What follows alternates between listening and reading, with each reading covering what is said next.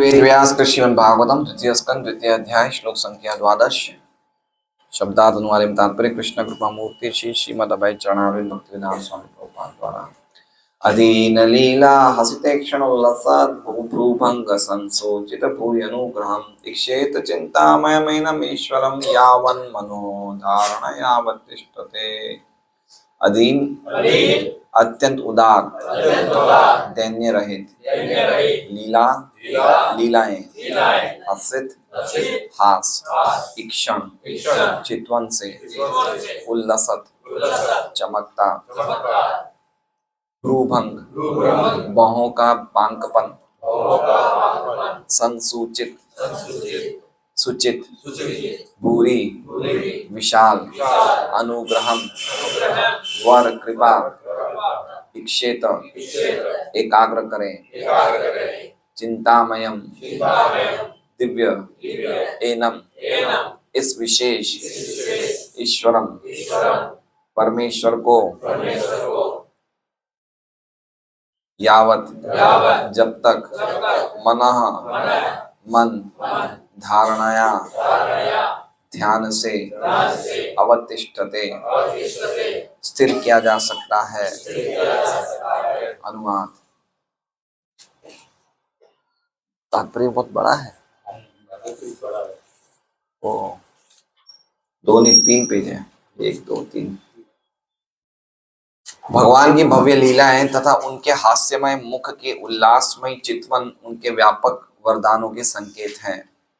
अतएव मनुष्य को चाहिए कि जब तक ध्यान द्वारा उसका मन भगवान पर स्थिर रखा जा सके तब तक मन को उनके इसी दिव्य रूप में एकाग्र करें।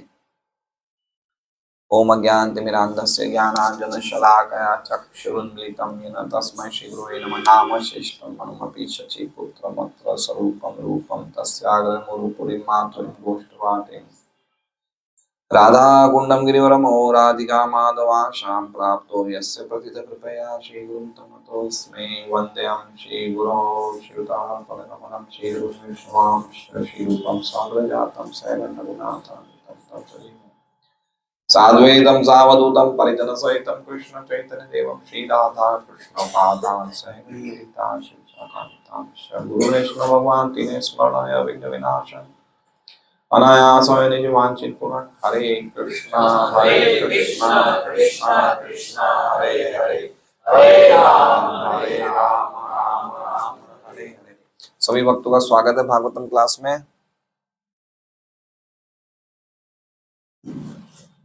तो दूसरा स्कंद का दूसरा अध्याय के 12वें श्लोक में आज हम चर्चा करेंगे। शुरू के पहला श्लोक था, वो पहला श्लोक के बारे में बताया गया कि जिसने विराट रूप का चिंतन किया है उसको क्या सफलता मिली, इसका कोई प्रमाण है क्या? ये पहला श्लोक था। तो पहले श्लोक में बताया गया कि ब्रह्मा जी ने ऐसे रूप का चिंतन किया और इसलिए उनको शक्ति मिली कि वो पूरे जगत का निर्माण कर पाए।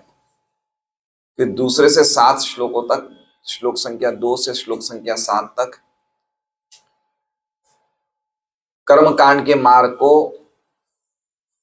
मतलब रिजेक्ट किया है और मोक्ष के मार्ग की संस्तुति करी गई है। कर्म कांड के मार्ग को मतलब हम कोई भी योग साधना कर रहे हैं तो उसमें हमें कोई भी प्रकार के फल प्राप्त करने की इच्छा नहीं होनी चाहिए। फल आएंगे, चीजें आएंगी, हमें बहुत सारी चीजें मिलेंगी, लेकिन हमें उन चीजों की कामना नहीं करनी है भौतिक चीजों की। हमारा खाली विशेष उद्देश्य है भगवान की शुद्ध भक्ति को ही प्राप्त करना है। तो ये दूसरे से लेके 7 श्लोक तक बताया है और हम लोग ने 5वें श्लोक तक समझा था।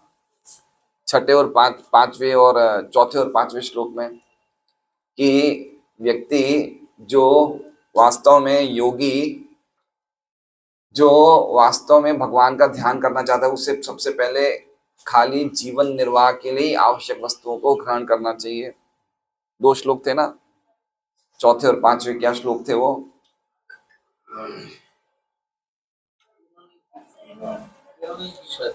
क्या जब लेटने के लिए जमीन है तो फिर पलंग की क्या आवश्यकता है? पलंग को प्राप्त करने के प्रयास की क्या आवश्यकता है? जब हमारे पास खुद की बाहें हैं तो फिर हमें तकिए की क्या आवश्यकता है? और अगर हमारे पास खुद की हाथों की अंजलि है तो हमें अलग अलग बर्तनों की क्या आवश्यकता है?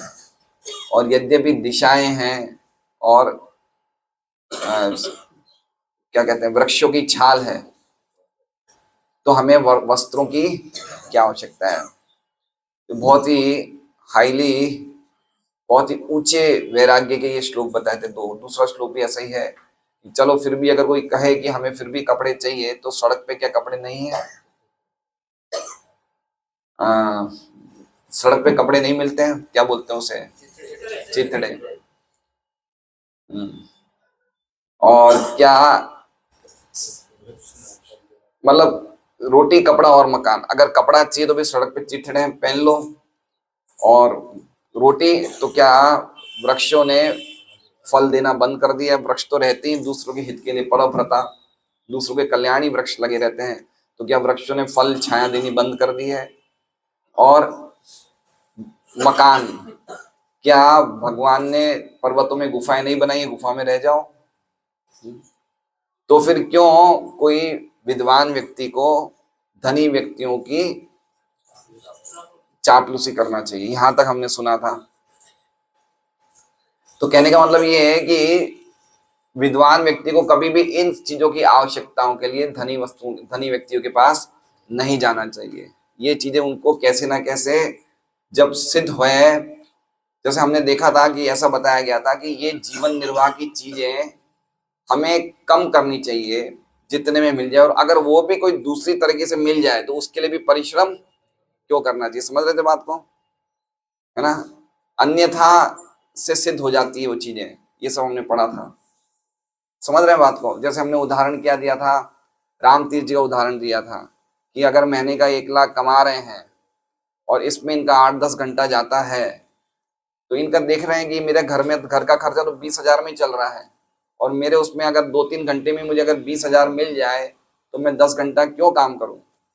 ठीक है, बाकी काम भक्ति क्यों नहीं करूं? और वो अगर 20,000 भी उन्हें अगर कोई इनकी एफडी की इनकम से मिल रहा है, या उनको इन्होंने किसी को ब्याज पे पैसा दिया उससे मिल रहा है, तो फिर 3 घंटे भी क्यों काम करे?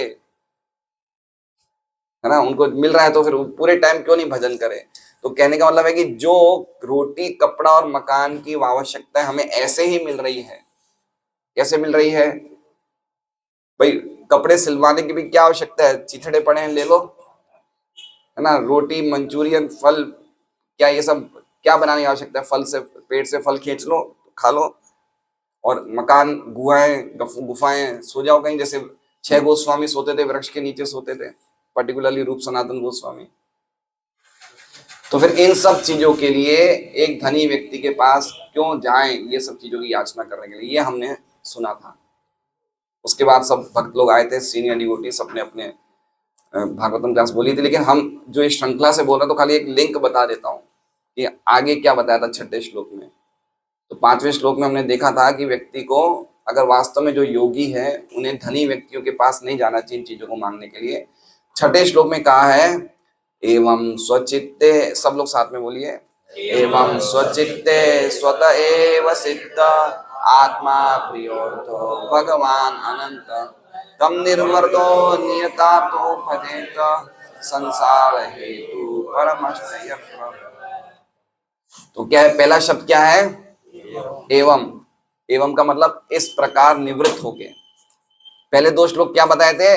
अपनी आवश्यकताएं बिल्कुल कम कर दो। अब इसके बाद क्या है? एवं मतलब इस प्रकार आप पूरी तरह से तैयार हो गए, उसके बाद क्या करिए? आप भगवान का ढूंढने का प्रयास करिए। तो उसके लिए क्या करना है? तो कहना है कहीं ढूंढने की आवश्यकता नहीं है, स्वचित्ते स्वतः एवं सिद्ध, वो सब हमारे हृदय में स्वतः एवं सिद्ध, वो अपनी सर्वशक्तिमता के कारण हमारे हृदय में पहले से पूर्ण रूप से प्रस्तुत हैं।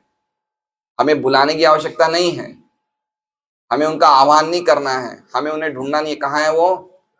स्वचित्ते। और कैसे हैं? स्वतः एवं सिद्ध। स्वतः मतलब भगवान परम शक्तिमान हुए हैं, इतने परम शक्तिमान है कि जिनके मुंह से अनंत ब्रह्मांड जिनके शरीर से निकल रहे हैं, वो व्यक्ति हमारे हृदय में हैं। समझ रहे हैं बात को? एक व्यक्ति जिसके हृदय जिसके शरीर से कितने ब्रह्मांड निकल रहे हैं? असंख्य ब्रह्मांड निकल रहे हैं। वो व्यक्ति कहाँ है? हमारे शरीर में। कैसे पॉसिबल है? संभव है। जिनके जिनके शरीर से ब्रह्मांड निकल रहे हैं और वो व्यक्ति कहाँ है? हमारे हृदय में। कैसे? स्वतः। स्वतः मतलब वो पूर्ण शक्तिमान है, कुछ भी कर सकते हैं। और ऐसा भी नहीं जो हमारे अंदर है वो उनकी शक्ति महाविष्णु से कम है, इसलिए कह रहे हैं सिद्ध। सिद्ध मतलब जितने शक्तिमान महाविष्णु हैं जो सभी ब्रह्मांड अपने शरीर से निकाल रहे हैं, उतने ही शक्तिमान भगवान परमात्मा रूप में हमारे हृदय में, उनकी शक्ति में कोई डिफरेंस नहीं है। तो जैसे हम कह सकते हैं कि राधा श्याम सुंदर जैसे अपने धाम में जितने महान है, वैसे इस चित्र में भी उतने ही हैं। अपनी शक्तिमत्ता के कारण उनमें कोई पोटेंसी में, शक्ति में कोई भी अंतर नहीं है। इसलिए कह रहे हैं ऐसे भगवान का हमें क्या करना चाहिए? क्या क्या क्या उनके गुण बताए हैं? वो हमारे हृदय में है और हृदय में पूर्ण रूप से प्रस्तुत है। और उनके क्या गुण है? आत्मा, वो क्या है? सभी के आत्मा है, परमात्मा है। प्रिय, सबसे प्रेमास्पद है, सबसे ज्यादा प्रेमास्पद भगवान है कि हमें कोई भी योनियों में छोड़ते नहीं है। जीव के सबसे प्रेमास्पद कौन है? भगवान। अर्थ, परम सत्य है, उनको प्राप्त करने के बाद और कोई चीज प्राप्त करने की इच्छा नहीं रह जाती। परम वस्तु, अर्थ मतलब सुप्रीम, इससे बढ़कर कोई चीज नहीं है। और अनंत मतलब उनका ना तो आदि है ना अंत है। तो ये भगवान के गुण बताए हैं। आत्मा है, प्रिय है, अर्थ है और अनंत है। तो क्या करना चाहिए? ऐसे भगवान का तम निर्वृतो नियतार्थो भजन, ऐसे भगवान का भजन करना चाहिए। कैसे भजन करना चाहिए? निवृत्त होके। निवृत्त का अर्थ क्या बताएं? संसार से विरक्त होके। जब तक हम विरक्त नहीं होंगे तब तक भगवान की भक्ति में हमारा मजा नहीं आएगा, मतलब मन नहीं लगेगा। इसलिए तो पहले 2 श्लोक बताए कि ये सब चीजें छोड़ दो, उसके बाद भगवान के भजन में लगो भाई, है ना। परीक्षित महाराज ने कथा कब सुनी? 7 दिन की कथा कब सुनी? जब सब कुछ छोड़ दिया तब कथा सुनने आए। तो कह रहे हैं तम निर्व्रतो, उन भगवान को, तम मतलब तम भगवत मतलब उन भगवान को निर्व्रतो, निर्व्रतो मतलब संसार से विरक्त होकर नियतार्थ हो। नियत अर्थ, नियत अर्थ मतलब हर एक व्यक्ति का जीवन में एक निश्चित अर्थ होना चाहिए। अर्थ मतलब प्रयोजन, समझ रहे हैं? नियत अर्थ का मतलब क्या होता है? एक हमारा फिक्स्ड गोल होना चाहिए कि मुझे रोज इतनी बजे उठना ही है, रोज इतने नाम जप करने ही है, रोज मुझे इतनी देर बुक पढ़नी है, भागवत पढ़नी है, गीता पढ़नी है, रोज मुझे इतनी देर कथा सुनना है, रोज मुझे सत्संग में जाना है। ये क्या है? हमारा नियत अर्थ है। ये करना ही करना है। मुझे जीवन मिला है भगवान का भजन करने के लिए, इसे बोलते नियत अर्थ, फिक्स्ड अप गोल, ये मुझे करना ही करना है। तो ऐसे भगवान को भजित भजित करना चाहिए। यत्र, यत्र मतलब ऐसे भजन से क्या होगा? संसार हेतु उपरमश्च, संसार हेतु, संसार मतलब जन्म मृत्यु का जो चक्कर है, हेतु उसका कारण क्या है? अविद्या। उपरम, उपरम मतलब नाश हो जाती है। ऐसा भजन करने से क्या होता है? अविद्या का नाश हो जाता है। तो ये श्लोक जो 6ठा श्लोक है बहुत ही इंपॉर्टेंट श्लोक है हमारे लिए, क्योंकि इसमें हमें बताया कि क्या करना चाहिए, है ना। देखिए शास्त्रों में 2 तरीके से चीजों को समझाई जाती है। एक तो क्या करना चाहिए और एक क्या नहीं करना चाहिए। दोनों का उद्देश्य एक ही है, लेकिन एक क्या बता रहे हैं? क्या करना चाहिए, और एक क्या बता रहे हैं? क्या नहीं करना चाहिए। जैसे हमेशा भगवान का स्मरण करना चाहिए और हमें कभी भी भगवान का विस्मरण नहीं करना चाहिए, लेकिन दोनों का पर्पस तो एक ही है। इसलिए ये जो श्लोक है ना, ये बता रहा है कि हमें क्या करना चाहिए। संसार हेतु परमश्च यत्र, जिन भगवान के भजन से हमारा संसार का हेतु क्या है? संसार का हेतु मतलब समझ रहे हैं? हेतु मतलब कारण, संसार मतलब जन्म मृत्यु व्याधि। ये संसार का कारण क्या है? अविद्या। अविद्या मतलब समझ रहे हैं? अविद्या मतलब हम भगवान को जैसे ही भूल जाते हैं तो अविद्या शक्ति हमें ग्रस्त कर लेती है, माया शक्ति। और वो हमें मजबूर करती है कि हम सोचें कि हम शरीर हैं, ये शरीर से संबंधित चीजें मेरी है। तो जब हम भगवान का भजन करेंगे, हरे कृष्णा कृष्णा कृष्णा कृष्णा हरे हरे, हरे राम राम राम, तो अविद्या नाश हो जाती है। जब तक अविद्या नाश नहीं होगी तब तक हमारा संसार बंधन चलता रहेगा। तो ऐसा भजन करना चाहिए जिससे अविद्या नाश हो जाए। तो ये बताया है ये छठे श्लोक में। सातवें श्लोक में बताया कि क्या नहीं करना चाहिए। बहुत सुंदर है सातवां श्लोक, हम सब पढ़ेंगे। कस्ताम त्वनादृत्य परानुचिंतामृते पशुं असतिं नाम कुर्यात् पश्यन् जनं पतितं वैतरण्यां स्वकर्मजान् परितापान्जुषाणम्। कस्ताम त्वनादृत्य परानुचिंताम, कस्त्वाम मतलब कौन होगा ऐसा। कौन, कस का मतलब क्या हो गया, कौन ऐसा होगा। तम मतलब उन भगवान के चिंतन को, कौन से भगवान के चिंतन को, जिसकी चिंता, जिसका वर्णन हमने पिछले श्लोक में किया। ताम मतलब हमने सुना था भगवान का क्या करना चाहिए, भजन करना चाहिए। तो ऐसा कौन होगा जो उन भगवान को त्वनादृत्य, लेकिन अनादृत्य उपेक्षा करेगा, निग्लेक्ट करेगा। ऐसा कौन होगा। इतने भगवान के अनंत गुण बताए पिछले श्लोक में, अभी भी ऐसा कौन व्यक्ति होगा अभी भी भगवान का भजन नहीं करेगा। भजन कैसा है, परानुचिंताम, पर मतलब भगवान जो भौतिक जगत से परे, और अनुचिंता मतलब अभी भी ऐसा कौन व्यक्ति होगा जो भगवान का चिंतन नहीं करेगा। कौन होगा, तो कह रहे हैं ऋते पशुन, पशु को छोड़ के ऐसा कोई व्यक्ति कर नहीं सकता है। कोई पशु ही होगा जो ये नहीं करेगा, बाकी पशु को छोड़ के सभी व्यक्ति क्या करेंगे, भगवान का चिंतन करेंगे। पशु नहीं करेगा। पशु का अर्थ क्या बताया देखिए, भौतिकतावादी व्यक्ति जो आहार निद्रा भय मैथुन में लगा है, उसे क्या बताया है, मतलब पशु ही भगवान का चिंतन नहीं करेगा, भजन नहीं करेगा, बाकी पशु को छोड़ के सभी करेंगे। ऋते मतलब छोड़ के, और पशु मतलब पशु को छोड़ के कोई ऐसा व्यक्ति होगा जो भगवान का चिंतन नहीं छोड़ सकता, सभी करेंगे। पशु क्या करता है, असतिम नाम कुर्यात्। असतिम मतलब, असतिम का अर्थ क्या हो गया, जो नाम क्या है, खाली नाम में ही है, वो उन्हें क्या बोलते हैं, असतिम। नाम मतलब असत नामों को जो स्वीकार करता है वो कौन है, पशु। समझ रहे हैं, असत नाम। जैसे मान लीजिए कि संदीप जी के पत्नी कौन है, सुना नहीं, तो संदीप जी क्या है, पति हुए। तो पति क्या है, ये पति का जो वो है, क्या नाम है, ये उपाधि क्या है, असत है। ये पति कौन हुए, संदीप जी, लेकिन ये क्या है, ये असत नाम है। पत्नी कौन है, सुनीता, ये क्या है, असत नाम है।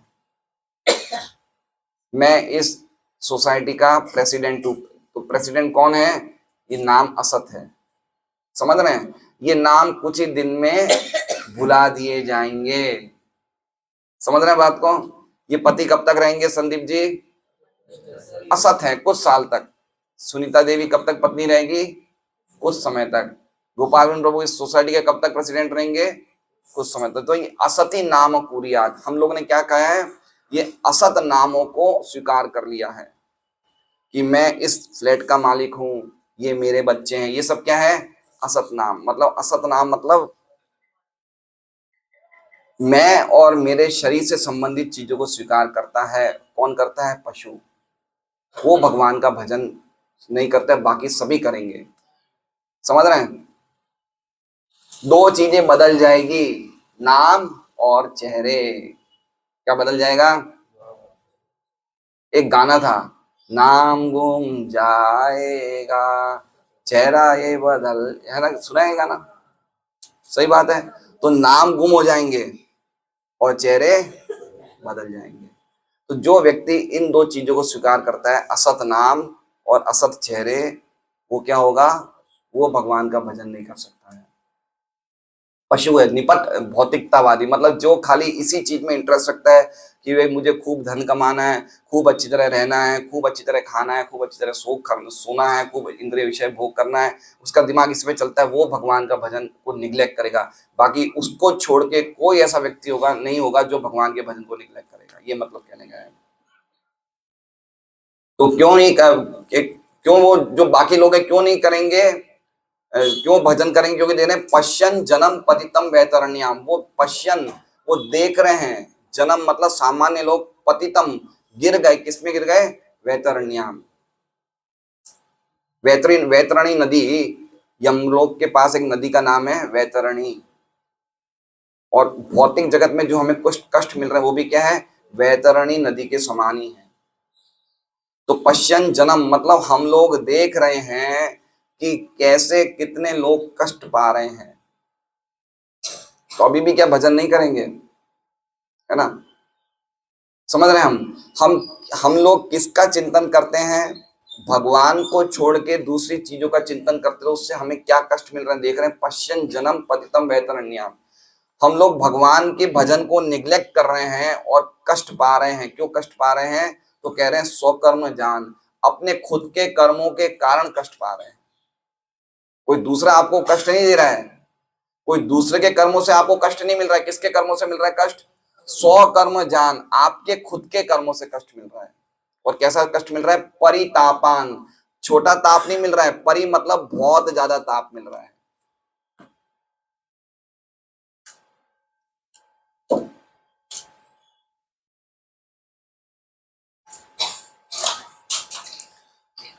बहुत ज्यादा ताप मिल रहा है, परि मतलब कंप्लीट ताप मिल रहा है। जुषाणम, जुषाणम मतलब रो रहा है जीवात्मा। आक्रांत, आक्रांत मतलब हृदय से चिल्ला रहा है कि मैं कैसे निकलूं यहां से। तो ये क्या बता रहे हैं? पहला श्लोक क्या बताया? क्या करना चाहिए, और ये क्या बताया है? क्या नहीं करना चाहिए। भगवान के भजन को कभी भी निग्लेक्ट नहीं करना चाहिए। अगर हम निग्लेक्ट करते तो क्या होता है? हमें अपने दुखों को, जो व्यक्ति निग्लेक्ट कर रहा है वो ये भी नहीं देख पा रहा है कि उसको कितने कष्ट मिल रहे हैं। पश्यन जन्म, ये कौन देख रहा है? योगी देख रहे हैं। भोगी कभी नहीं देख सकता कि मुझे इतने जीवन में कष्ट मिल रहे हैं। समझ रहे हैं बात को? जीवन में कष्ट कितने हैं? असीमित कष्ट है। लेकिन कौन देख पा रहा है?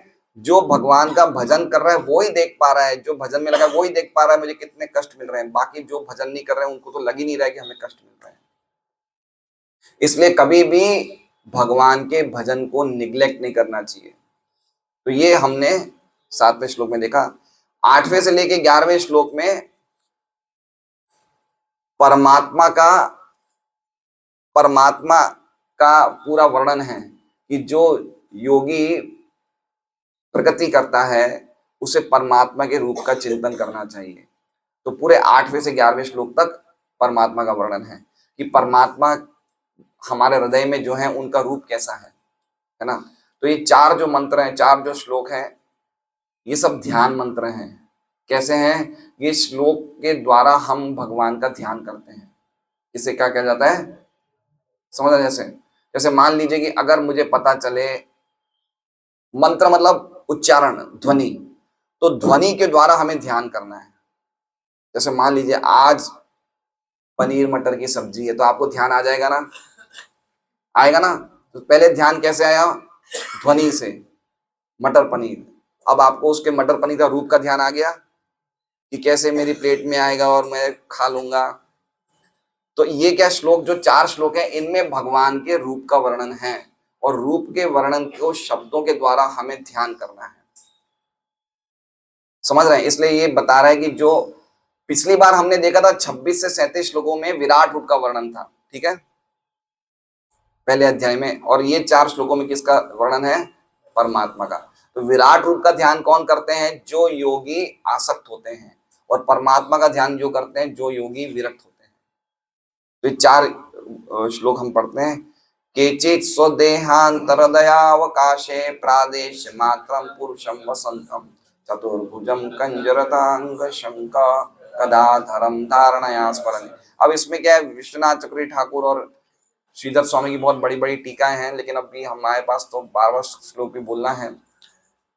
तो केचित सो देहांतर हृदय अवकाश, केचित मतलब कुछ योगी, सभी योगी नहीं, योगियों में भी अलग अलग प्रकार के होते हैं। तो केचित मतलब कुछ योगी सो देहांतर, थोड़े आगे आ जाइए,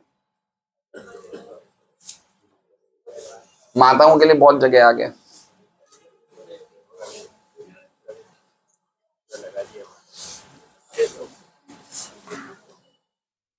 ये पायल आई है क्या?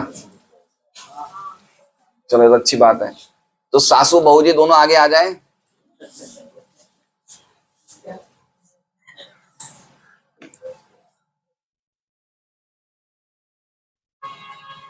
तो 8वें श्लोक का क्या वर्णन है कि कुछ योगी, केचित मतलब कुछ योगी स्वदेहांतर, अपने हृदय में, हृदय अवकाश है, हृदय में एक जगह होती है जिसे कहते हैं अवकाश, अवकाश मतलब खाली जगह, और वहां क्या करते हैं, स्मरंती किसका, प्रादेश मात्रम पुरुषम वसंतम, प्रादेश मतलब, प्रादेश मात्रम, प्रादेश मतलब ये इस इतने हिस्से को क्या बोलते हैं, प्रादेश है, 8 इंच, एक बित्ता लगभग 8 इंच, ऐसे 8 इंच के परमात्मा का वसंतम जो वास करते हैं, कैसे हैं वो, चतुर्भुजम, 4 भुजाओं वाले, कंज, कंज मतलब कमल, रथांग मतलब चक्र, शंख मतलब शंख, गदाधर, गदा मतलब गदा, इस प्रकार ऐसे पुरुष का ध्यान करते हैं जिसकी हाइट कितनी है, 8 इंच,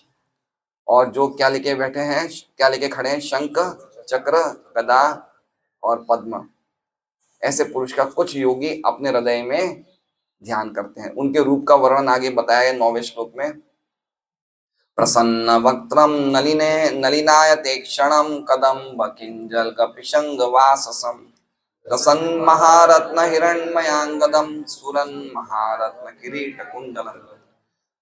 कैसे हैं वो भगवान, जो हृदय में प्रसन्न वक्त्रम, उनका मुख कैसे है, देखिए जितना आप भगवान का चिंतन करोगे आप भी प्रसन्न हो जाओगे, सही बात है।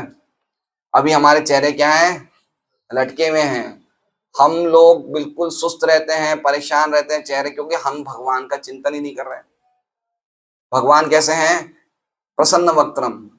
दुनिया कौन चला रहा है सुरेश जी, भगवान, और हम कौन है, हमें चला रहे हैं भगवान, ठीक है। तो प्रसन्न वक्त्रम किसे रहना चाहिए, हमें, और भगवान को टेंशन में रहना चाहिए। जितने लोगों को चलाने उल्टा है, भगवान प्रसन्न है और हम टेंशन में, सही बात है। एक व्यक्ति चला रहा है जगत को, वो खुश है, और हम तो चले रहे हैं, हम चिंता में है। क्या चिंता है, छोटे बच्चे को कभी चिंता है, 3-4 साल के बच्चे, मेरे माँ बाप देखेंगे। तो भगवान जब खुश हैं तो हमें क्या दुख का टेंशन है, बताइए क्या चिंता का कारण है ना। एक बार व्यक्ति चिंतित होता है, परेशान होता है, तो उसको मन नहीं लगता है। इसलिए अच्छा है कि हमेशा प्रसन्न वक्र में रहना चाहिए, और वो तभी संभव है जब हम लोग ज्यादा से ज्यादा भगवान के कथाओं को श्रवण करें, भगवान का ध्यान करें, भगवान का स्मरण करें। हरे कृष्णा कृष्णा कृष्णा हरे हरे, हरे राम राम राम हरे हरे। तो सबसे पहले परमात्मा के रूप का वर्णन कर रहे हैं, कैसे हैं, प्रसन्न वक्त्रम। देखिए जो लोग खुश होते हैं ना, वो लोग बहुत चीजें, वो बहुत मतलब जैसे कहते हैं दूसरों को एनलाइवन करते हैं, दूसरों को भी प्रोत्साहित करते हैं। इसलिए एटलीस्ट भक्तों को, योगियों को, जो भगवान के मार्ग में चल रहे हैं, भक्ति के मार्ग में, उनको प्रसन्न वक्त्र में रहना चाहिए, खुश रहना चाहिए, चिंतित नहीं रहना चाहिए। नलिनायते क्षणम, नलिन मतलब कमल, और आयात मतलब खिलावा, क्षणम मतलब उनकी आंखें, उनकी आंखें कैसी है, कमल के फूल की तरह खिली हुई है। चाइनीज आंखें नहीं, छोटी छोटी, समझ रहे हैं। देखिए भगवान की आंखें, देखिए अभी तो हम मायापुर से आ रहे हैं, इतनी बड़ी बड़ी आंखें। तो आप देखिए फूल को जब आप देखेंगे ना, फूल सबसे अच्छा कब लगता है, जब खिला हुआ होता। आयात मतलब ब्रॉड, खिला हुआ। आयात का क्या अर्थ होता है, कमल, कमल की पंखुड़ियों के समान फैला हुआ। आयात मतलब फैला हुआ, पूरी तरह से ब्लूमिंग, खिला हुआ है। तो भगवान की आंखें कैसी है, खिली हुई है, ऐसे ऐसे मतलब ऐसे देखते हैं, ऐसे बिल्कुल खिली हुई आंखें हैं। और क्या बता रहे हैं आगे, पहले चेहरे का बताया, आंखों का, अब बता रहे हैं उनके कपड़ों का। कदम्ब किंजल का पिशंग वाससम। कदम्ब किंजल का, कदम्ब एक कदम का फूल होता है, उसके बहुत अच्छे गोल्डन कलर के उसकी वो होती हैं, क्या कहते हैं, पतली पतली रेशे होते हैं, रेशे। तो भगवान के वास, भगवान के कपड़े कैसे हैं, पिशंग मतलब पीले हैं। कैसे, वो फूल के रेशों की तरह, कदम्ब के फूल के। कदम देखा है आपने, गोल गोल फूल, गोल गोल फल होता है कदम के पेड़ों में, फल होते हैं छोटे छोटे गोल गोल, तो उसमें गोल्डन ऐसे निकलती है, वैसे भगवान के कपड़े हैं पीले। लसन महारत्न हिरण्यमय अंगदम। लसन मतलब चमकते हुए सोने जैसे उनके अंगदम, अंगदम मतलब आभूषण है।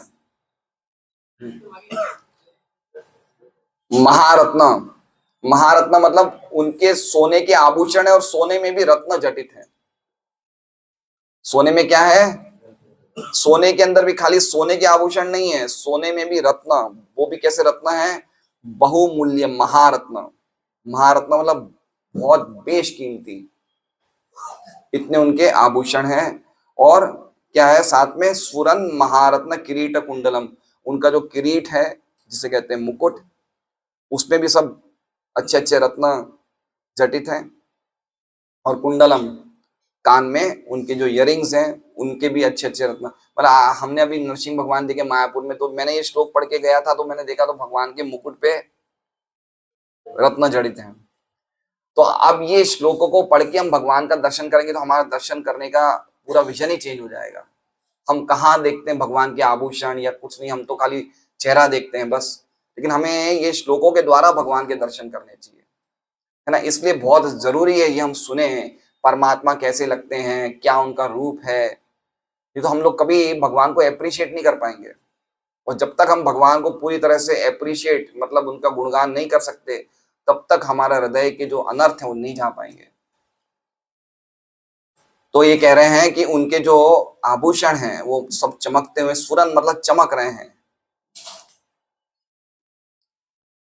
10वें श्लोक में बता रहे हैं, उन्नीत्ररत पंकज कर्णिकालय योगेश्वरा स्थापित पाद पल्लवम श्रीलक्षणम कौस्तुभ रत्न कंदरम अम्लान लक्ष्म्यावन मालाया चित्तम। उन्नीतरित पद पंकज, उन्नीतरित, उन्निद्र मतलब जिनके रित, जिनके हृदय निद्रा से उठ चुके हैं। कौन है ये, योगियों के बारे में बताया। हमारे हृदय कैसे हैं अभी, हमारे हृदय क्या है, निद्रा से उठे नहीं हैं।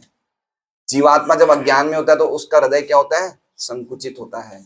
और जब जीवात्मा जब अज्ञान से उड़ जाता है तो उसका हृदय क्या है, खिल जाता है ना।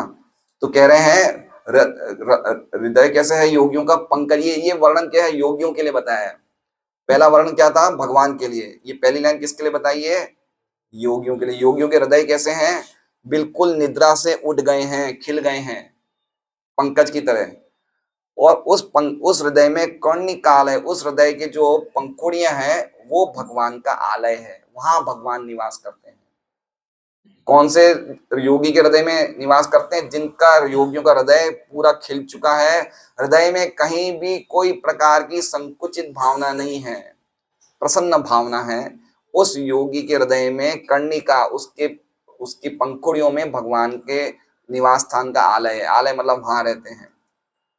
वहां पे क्या होता है, तो कह रहे हैं योगेश्वरा स्थापित पाद वल्लभ। योगेश्वर मतलब बड़े बड़े शिव ब्रह्मा जैसे योगेश्वर भी हैं, वो भी सदैव भगवान के पाद पल्लवम, भगवान के चरण कहाँ रखते हैं, अपने हृदय के कमल के पंखुड़ियों पे रखते हैं। मतलब वो चरण छोड़ते नहीं है वहां पे। भगवान के चरण इतने ज्यादा, पाद पल्लव मतलब समझ रहे, पल्लवम, पल्लवम मतलब बर्ड्स, BUDS। जैसे आप कभी देखिए 2-4 महीने का जो बच्चा होता है, कुछ दिनों, उसके पैर देखिए कितने छोटे, कितने कितने सॉफ्ट होते हैं, लाल लाल होते हैं ना।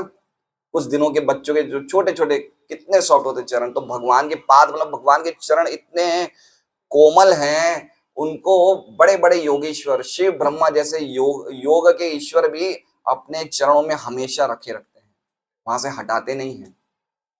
ऐसे परमात्मा के रूप का वर्णन हो रहा है। और आगे क्या कह रहे हैं, श्री लक्षणम, उनके हृदय में कौन स्थित है, श्री। श्री मतलब लक्ष्मी, क्या रूप में, श्रीवत्स के रूप में। श्रीवत्स पता है क्या है? भगवान की छाती के दाहिने जगह पे एक गोल्डन लाइन है, उसे कहते हैं श्रीवत्स। प्रभुपाद ने क्या लिखा है? श्री यानी लक्ष्मी या सुंदर बछड़ा। तो इसका मतलब क्या हुआ कि वो जो लाइन है वो बछड़े के रूप में अंकित है। श्री वत्स, वत्स मतलब बछड़ा। तो भगवान के जो लक्ष्मी जी का रूप है वो गोल्डन बछड़े के रूप में लक्ष्मी जी वहां पे स्थित है। और वहां क्या है? वहां पे श्रीवत्स लक्ष्मण कौस्तुभ रत्न, भगवान के गले में कौस्तुभ मणि है। कंधर, कंधर मतलब कंधों पे। अमलान लक्ष्मिया, अमलान मतलब ताजा और सौंदर्य से युक्त। वनमालया पुष्पहार, ताजा और सौंदर्य से युक्त गल फूल की मालाएं हैं। और कैसी है? आचितम मतलब फैली हुई है। मतलब ये इतनी नहीं है, अब देखिए भगवान को इतनी मोटी मोटी फूल की मालाएं पहनाई जाती है, तो पूरी छाती पे भगवान की फूल की मालाएं फैली हुई है। आचितम मतलब समझ रहे हैं? फैली हुई है। तो भगवान को कभी भी एक पतली सी लाइन नहीं पहनानी चाहिए, फैली हुई मोटी माला, है ना। फूल मालाएं कितनी सुंदर। भक्तों का एक विशेष कार्य होना चाहिए कि भगवान के लिए सुंदर से सुंदर फूल लाए जाए और उनको खूब अच्छी तरह डेकोरेट किया जाए, खूब सुंदर मालाएं बनाई जाए। मायापुर में हम गए, इतनी सुंदर सुंदर मालाएं, एक एक इतनी सुंदर सुंदर मालाएं अलग अलग फूलों की बनाई जाती है। वृंदावन में बड़े बड़े मंदिरों में बहुत ध्यान रखा जाता है फूल मालाओं पे। गोपियां हमेशा फूल मालाएं बनाती है, भगवान को सुंदर सुंदर फूलों की माला बनाती है। आगे कह रहे हैं 11वें श्लोक में वर्णन बता रहे हैं। विभूषितम मेखलयाङ्गुलीके महाधने नुपुर कंकणाधिपि स्निग्धामला कुंचित नील कुंतले विरोचमानान्यासपेशलम्। उनके विभूषितम मेखलया, उनके जो ये कमर है वो कमर पट्टे से विभूषित है। और अंगुलिये के, अंगुली मतलब अंगुली में क्या है? अंगूठियां हैं। अंगुलिये के मतलब अंगूठियां। कहाँ पे अंगूठियां हैं? उनकी उंगलियों में अंगूठियां हैं। कभी कभी लोग तीन तीन चार चार उंगलियों में चार चार अंगूठियां पहनते, देखा है ऐसा आपने? बड़ा अनकंफर्टेबल लगता है। ये अंगूठियां तो भगवान को पहननी चाहिए, हम भी पहनते हैं अंगूठियां, है ना। एक्चुअली में भक्त को तो गरीब ही रहना चाहिए, धनी कौन होना चाहिए? भगवान होने चाहिए। भगवान का साज श्रृंगार करो। भक्तों को क्या मतलब निकलता है अंगूठियां पहनने से, कभी कभी गले में सोने की हार पहनने से, ब्रेसलेट पहनने से। तो कह रहे हैं कि उनकी कमर अलंकृत करधनी से भली भांति सुशोभित है। उनकी अंगुलियों में बहुमूल्य रत्नों से जटित अंगूठियां हैं। उनके नुपुर, उनके कंकण, उनके घुंघराले नीले रंग की आभा वाले चिकने बाल तथा उनका सुंदर मुस्कान युक्त मुख, ये सभी अत्यंत सुहावने हैं। अब इसमें देखिए 10वें श्लोक में लिखा है कि उनके कंधे पे क्या है? ताजे फूलों की। अच्छा ये बताइए, जब ये ताजे फूलों की माला कितने दिन भगवान पहनते हैं? कुछ तो 4-5 दिन बाद तो फूल बासी हो जाते होंगे। मतलब समाज जी कितने दिन तक ताजे फूल माला पहनते हैं? 3 दिन हैं? एक दिन? हमेशा ताजे रहते हैं। आध्यात्मिक जगत में फूल कभी भी बासी, आध्यात्मिक जगत में फूल भी व्यक्ति हैं, हर एक चीज व्यक्ति है, उनके गहने वो भी व्यक्ति है, ये सब कुछ चेतनशील है।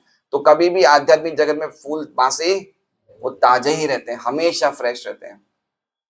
आध्यात्मिक जगत में हम जब जाएंगे तब पता चलेगा, वहां पे हर चीज जो है चेतन में। टेबल भी घूमती है ना, टेबल भी चलती है, वृक्ष चलते हैं।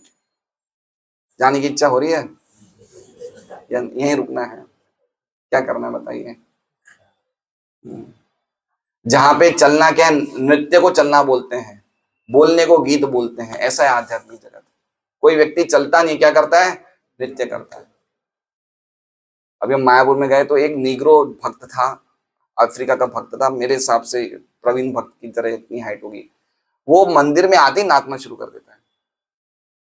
सुबह 7 बजे श्रृंगार दर्शन होते हैं, 8 बजे तक गुरु पूजा रहती है सब, तो 1 घंटा वो खड़ा रहता ही नहीं है, वो नाचता ही रहता है। वो इतना भक्तों को नाचने का वहां पे शौक है, वो रुकते ही नहीं है, नृत्य करते रहता है वो। और क्या क्या स्टाइल में नृत्य कर रहा था वो, अद्भुत लग रहा था वो। तो वहां पे चलना ही नृत्य है। तो आध्यात्मिक जगत की इस तरह की हमें समझना चाहिए। अब हम आज का श्लोक देखते हैं। 12वां श्लोक है। अदीन लीला हसितेक्षणोल्लसत् गुरुभंग संसूचित भूरि अनुग्रहम् इक्षेत चिंतामयमयनमीश्वरम यावन मनोधारण यावतिष्ठते। अदीन लीला, भगवान की लीलाएं कैसी है? अदीन, दीन मतलब गरीबी, दीन मतलब जिसे कहते हैं संकुचितपना, कंजूसीपना, और अदीन मतलब उदार। तो भगवान की लीलाएं कैसी है? अदीन लीला। समझ रहे हैं? देखिए एक एक लीलाएं देखिए भगवान की, भगवान ने कितनी उदारता करी है। पूतना का दूध पिया तो पूतना को क्या दे दिया? माँ जैसा दिया ना। पांडवों के साथ अरे कुरुक्षेत्र में युद्ध किया तो जितने ने भी युद्ध किया सबको मोक्ष मिल गया। अरे कंस को मारा, कंस को मुक्ति मिल गई। शिशुपाल को मारा, उसके मुक्ति। तो भगवान की लीलाएं उदारता से भरी हुई है।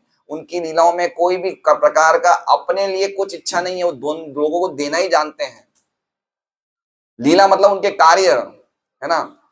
आप देखिए हमारे कार्य कैसे होते हैं। हम दूसरे को क्या करना चाहते हैं? शोषण करना चाहते हैं। हम चाहते हैं कि दूसरे व्यक्ति से मुझे क्या मिल रहा है। लेकिन भगवान क्या करते हैं? मेरे कार्यों से लोगों को क्या कल्याण होता है। तो भगवान की लीलाओं को क्या किया है? अदीन लीला। उनकी लीलाएं कैसी है? उदार। हसित हसित लीला हसित इक्षण उल्लसत। और उनका जो मुख है वो क्या है? हंसता है। कभी भगवान का मुख में हमेशा स्माइल रहेगी। हसित इक्षण, हमेशा हंसता हुआ मुख है, हंसता हुआ नूरानी चेहरा। कौन सा गाना था, है ना। तो भगवान की लीलाएं कैसी है? उदार है। उनका चेहरे में हमेशा हंसी है। तो हमें ऐसे दर्शन करने चाहिए जब हम भगवान के दर्शन करें। और क्या कह रहे हैं? उल्लसत इक्षण, उनकी चितवन।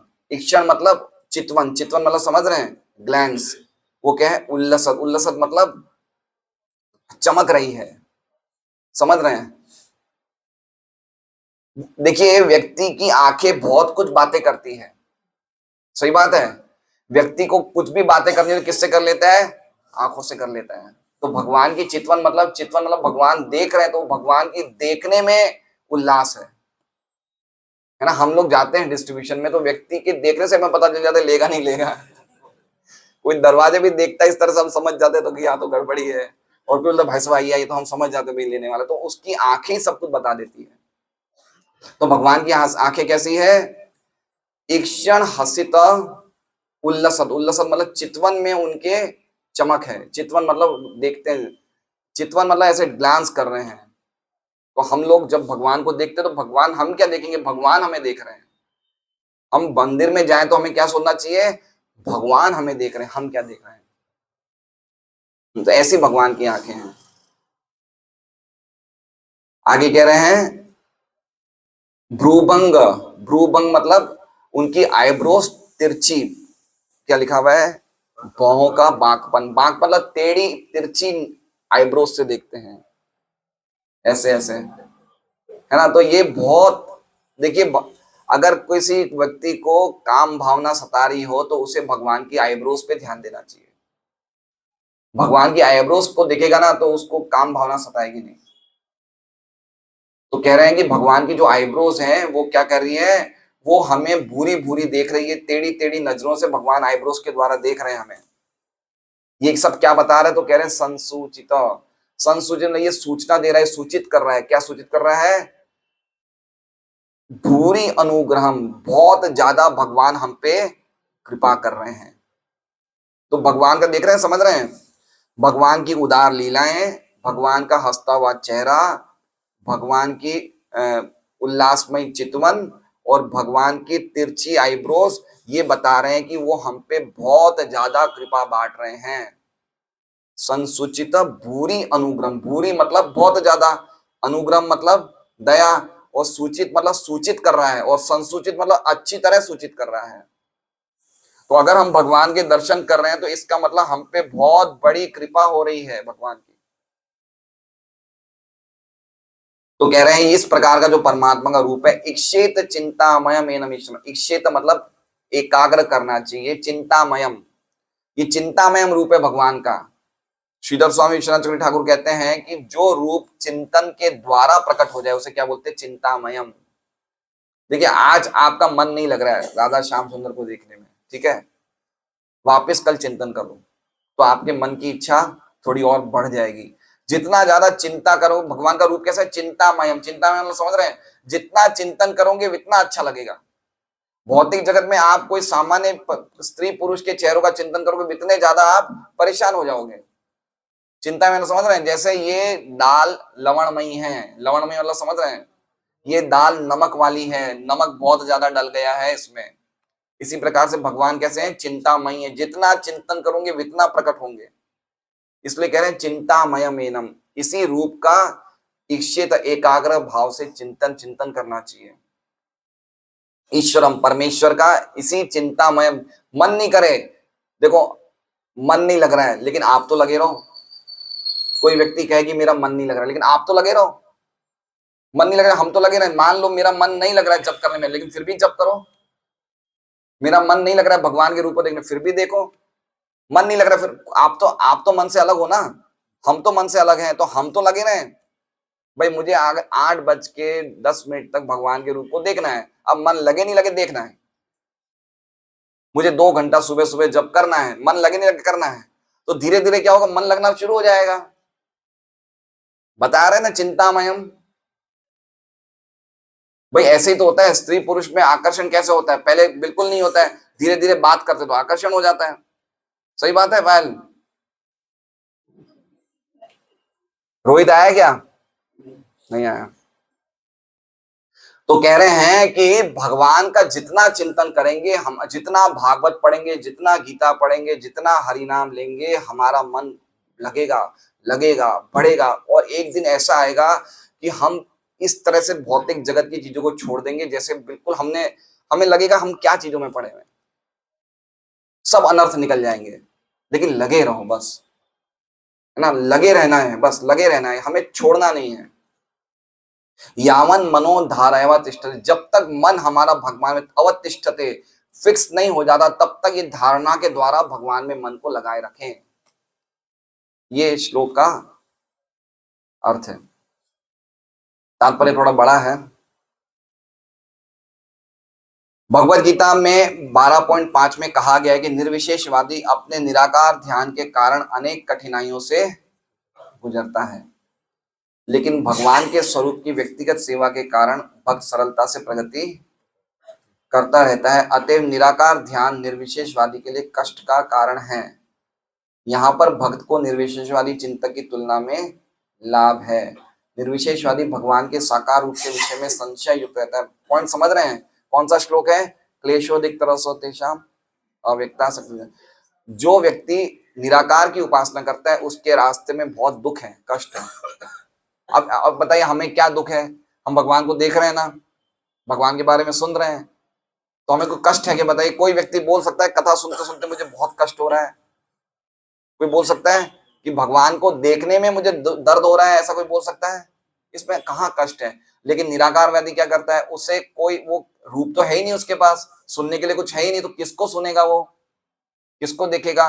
तो उसको बड़े कष्ट आते हैं उसके मार्ग में। इसलिए भगवान गीता जी के 5वें अध्याय में बोलते हैं, 12वें अध्याय में 5वें श्लोक में, क्लेशोदिक तरसो तेषाम अव्यक्तासक्त चेतसाम। जो अव्यक्त पे उपासना करते हैं उनकी गति बड़ी क्लेश वाली होती है। अल्टीमेटली 4 श्लोकों में क्या बताया कि भगवान का रूप है ना? इतने सब बताया कि भगवान के इतना मुख इतने सुंदर है, हंस रहे हैं, आंखें बड़ी बड़ी है, सोने के अंगद पहने हैं, आभूषण पहने हैं, तो इसका मतलब भगवान का रूप है। तो निराकार व्याधि फिर क्यों इतना कष्ट को ले रहे हैं वो लोग, है ना? तो आगे कह रहे हैं निर्विशेषवादी भगवान के साकार रूप के विषय में संशय युक्त रहता है, अतः वो सदैव ऐसी वस्तु का ध्यान करने का प्रयास करता है जो किसी पात्र के प्रति लक्ष्यत नहीं है। समझ रहे हैं? जो निर्विशेषवादी है उसको भगवान के रूप के प्रति क्या रहता है? संशय रहता है। संशय मतलब डाउट। वो क्या लगता है? उसे लगता है कृष्ण और राम जो है ना, इनके अंदर एक निर्विशेष शक्ति है जिसके कारण ये लोग इतना अच्छा काम कर रहे हो। कृष्ण और राम को नहीं मानते, किसको मानते हैं? उनके अंदर एक जिसे कहते हैं बिना रूप वाली निराकार शक्ति के कारण ये सब काम कर रहे हैं। तो वो किसकी उपासना करना चाहते हैं? कृष्ण और राम के अंदर जो निराकार शक्ति उसकी उपासना कर रहे हैं। कृष्ण के रूप की उपासना ये डॉक्टर राधा कृष्णन ने कहा था, ये पहले या दूसरे प्राइम प्रेसिडेंट थे, बोले थे मन मना भवन मत भक्तो, कृष्ण का मन चिंतन मत करो, कृष्ण के अंदर जो अजन्मा है उसका चिंतन करो। इसलिए कह रहे हैं उनका जो चिंतन है वो क्या है? संशय युक्त, डाउट में रहते हैं वो। उनको ये नहीं मानने को तैयार है कि कृष्णा ही परम सत्य है, कृष्णा से ही निर्विशेष भ्रम निकला है, ना कि निर्विशेष भ्रम से कृष्ण निकला है। बल्ब से रोशनी निकलती है, रोशनी से बल्ब निकलता है। अब ये लाइट है, लाइट से रोशनी निकली है ना, रोशनी से तो लाइट नहीं निकला है। तो जो निराकार भ्रम है वो कहां से निकल रहा है? भगवान से तो निकल रहा है। तो असली वस्तु भगवान है, तो भगवान का ध्यान नहीं करेंगे, वो निराकार का ध्यान करेंगे, और उसको ध्यान करने को इजी करने के लिए भगवान का ध्यान करते हैं कि भगवान का ध्यान करने से मैं निराकार भ्रम को प्राप्त कर लूंगा। ये बड़े खतरनाक होते हैं। नाम भी लेते हैं, राम राम भी बोलेंगे, राम हरे कृष्ण महामंत्र भी बोलेंगे, लेकिन उनका उद्देश्य क्या है? मुझे किसको जाना है? निराकार के पास जाना है, इसलिए नाम ले रहे हैं। लेते नाम का आश्रय, लेते भगवान के रूप का आश्रय, लेकिन अल्टीमेटली रूप भी नहीं है, नाम भी नहीं है। इसलिए उनका हमेशा जो भजन है वो संशय युक्त रहता है, डाउट में रहता है उनका भजन। समझ रहे हैं? ऐसे बहुत लोग मिलेंगे अध्यात्म के मार्ग में, ऐसे ही लोग हैं सब। ज्यादातर 99% लोग इस प्रकार के ही हैं। भजन तो भगवान का करते हैं, लेकिन अल्टीमेटली निराकार को प्राप्त होना चाहते हैं। तो प्रभुपाद की कृपा से इतना शुद्ध भक्ति का प्रचार हो रहा है। ये तो हमारे सबके मन में निराकार की भावना पहले से है, हमारे हृदय में। अगर नहीं होती तो हम क्यों होते हैं यहाँ पे?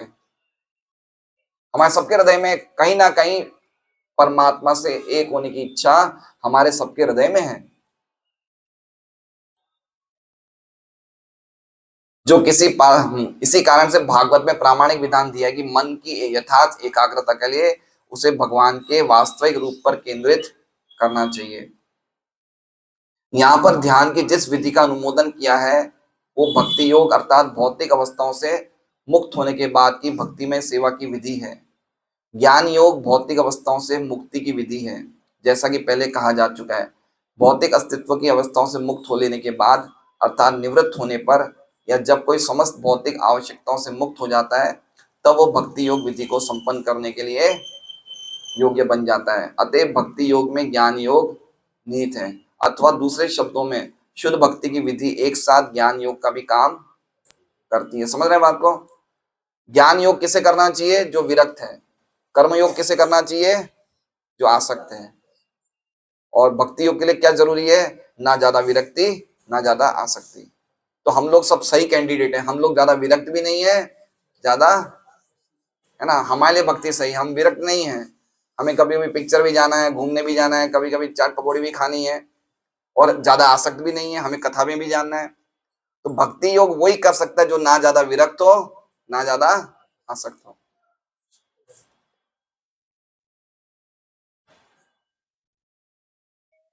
भक्ति योग के ये प्रभाव अनर्थ निवृत्ति कहलाती है। भक्ति योग की प्रगति के साथ साथ कृत्रिम रूप से अर्जित की गई वस्तुएं क्रमशः, कृत्रिम रूप से अर्जित पता है क्या मतलब हुआ? जो हमने आर्टिफिशियल चीजों को इकट्ठा कर लिया है। क्या चीजों को इकट्ठा कर लिया है? जैसे मान लीजिए अभी हम में से शुगर किसको है? जैसे मान लीजिए रामाचार्य प्रभु को शुगर है, ठीक है, तो इन्होंने क्या किया है? कृत्रिम रूप से शुगर को इकट्ठा कर लिया। कितने कितने साल इन्होंने? 15 साल मेहनत की और किसको इकट्ठा कर लिया? शुगर को। 15 साल मिठाइयां खाई, अब क्या इकट्ठा क्या कर लिया इन्होंने? उनको शुगर की आवश्यकता नहीं है, उनको मतलब जिनको भी शुगर है उनको आवश्यकता नहीं है, लेकिन हमने अपने अपने प्रयासों से इन चीजों को एकत्रित कर लिया। तो उसी प्रकार से कृत्रिम रूप का मतलब समझ रहे हैं? हमको काम क्रोध लोभ मोह मद मत्सर की आवश्यकता नहीं थी, लेकिन अपने खुद के कामों से हमने इन चीजों को एकत्रित कर लिया। इसे कहते हैं कृत्रिम रूप से। आत्मा को इन चीजों की क्या आवश्यकता है? लेकिन उन्होंने काम ही ऐसे किए, ऐसे लोगों का ध्यान किया, ऐसे लोगों का चिंतन किया कि इन चीजों को उन्होंने एकत्रित कर लिया। तो भक्ति योग से क्या होगा? भक्ति योग से ये चीजें वापस खत्म होना शुरू, ये कृत्रिम चीजें जो भी हमने इकट्ठी करी है वापस निकलना शुरू हो जाए। इसे कहते हैं अनर्थ निवृत्ति। जिस चीज का अर्थ नहीं है जीवन में उसको निवृत्त हो जाओ। समझ रहे हैं? कोई व्यक्ति, अब बताइए किसी को 1 घंटा पेपर पढ़ने की क्या जरूरत है? क्या जरूरत है? अगर उसको पूरे देश दुनिया के समाचार 5 मिनट में मिल जाए तो 1 घंटा क्यों पढ़ना है? ठीक है भाई, पढ़ो, देश का कोई समाचार मिले, ठीक है, अच्छी बात है, लेकिन 1 घंटा क्यों पढ़ना है? इसे कहते हैं अनर्थ, जो चीज की हमारे जीवन में अर्थ नहीं है।